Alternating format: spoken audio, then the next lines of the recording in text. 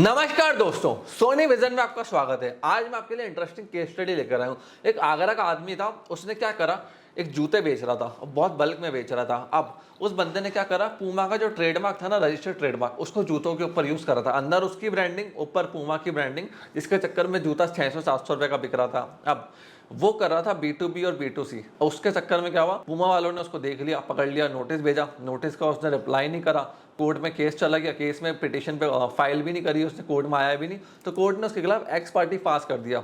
क्यों? पूमा का brand name, trademark, हर चीज वो यूज कर रहा था। अब बाद में कोर्ट ने उसके ऊपर 10 लाख रुपए की कॉस्टिंग भी लगाई और 2 लाख रुपए का लीगल एक्सपेंस की कॉस्टिंग भी लगाई, तो टोटल 12 लाख का उसके ऊपर फटका लग गया। और कहा कोर्ट ने कि जितना भी आपके पास माल मटेरियल पड़ा है ना पूमा के जूतों का, सारा आप हैंड ओवर करो और उसको हम डिस्ट्रॉय करवाएंगे, या फिर सामने वाली पार्टी जो चाहे वैसे उसको यूज कर सकती है अपने हिसाब से।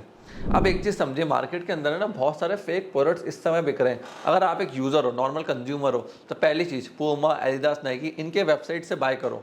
जनरली क्या होता है, इंडिया मार्ट हो गया, जस्ट डायल हो गया, अमेजोन का मैं भी नहीं कहूँगा, वो काफ़ी ज़्यादा चेकिंग करते हैं, बट कई बार उनके हाथ में भी चीज़ें नहीं होती है। सेलर डायरेक्टली फर्जी माल भेज देते तो होता क्या है, ये जितने भी रजिस्टर्ड प्लेटफॉर्म है, पूमा की रजिस्टर्ड वेबसाइट होगी, इंडिया की, एडिडास की होगी, नाइकी की होगी, यहाँ पे आपको माल ओरिजिनल मिलेगा।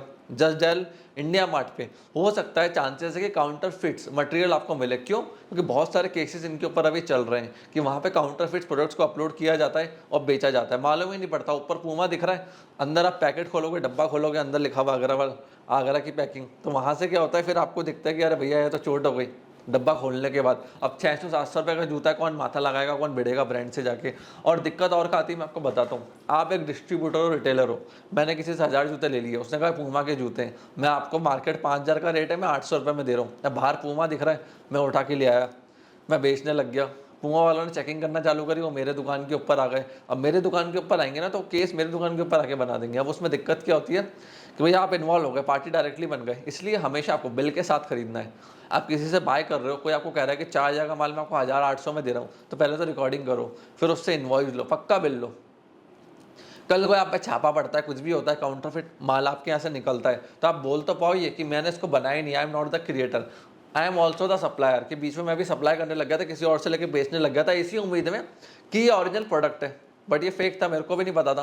तो उसके सारे एविडेंस आपके पास होने चाहिए। जब कंपनी वाले क्या मानेंगे कि आपने मैन्युफैक्चरिंग करवाई है, आपने करी है, और आप ये फर्जी माल मार्केट के अंदर सेल कर रहे हो, डिस्ट्रीब्यूट कर रहे हो, तो आप भी उस केस में उलझ जाओगे। तो फ्रेंड्स, इन चीज़ों का आपको ध्यान रखना है। अगर आप किसी ऑथराइज डिस्ट्रीब्यूटर से नहीं ले रहे हो, रिटेलर हो, B2B कर रहे हो, तो मेक श्योर कि आपके पास सारे इन्वॉइसेस हो, रिकॉर्डिंग्स हो, हर चीज़ हो, जिससे लेटर ऑन आपकी दुकान पे छापा पड़े तो आपको दिक्कत ना आए। और फ्रेंड्स, अगर आप एक नॉर्मल कंज्यूमर हो तो फ्लिपकार्ट, अमेजोन से बाय कर सकते हो, बट चेक करके बाय करना। और अगर आप ब्रांड की ही ओरिजिनल वेबसाइट से बाय करो, जैसे कपीपा है, कपीपा अपनी वेबसाइट से फेक प्रोडक्ट्स नहीं बेचेगी, पूमा नहीं बेचेगा अपनी वेबसाइट के थ्रू, या नाइकी नहीं बेचेगा, या बड़ी बड़ी ब्रांड्स नहीं बेचेगा, स्केचर्स हो गया, वो ओरिजिनल माल ही देंगे अपने वेबसाइट के थ्रू। हाँ, दूसरे सोशल मीडिया प्लेटफॉर्म्स पे, इंस्टाग्राम हो गया, फेसबुक हो गया, या अमेजोन हो गया, या फ्लिपकार्ट हो गया, वहाँ काउंटरफिट माल हो सकता है, तो उसको डबल चेक करके हमेशा आपको खरीदना है। इस चीज़ का आपको ध्यान रखना है। फ्रेंड्स, मैं उम्मीद करता हूँ केस स्टडी आपको पसंद आई होगी, और अगर आपको ऐसी और इंटरेस्टिंग केस स्टडीज़ के बारे में जानना है, कमेंट सेक्शन आपके लिए ओपन है। कमेंट सेक्शन में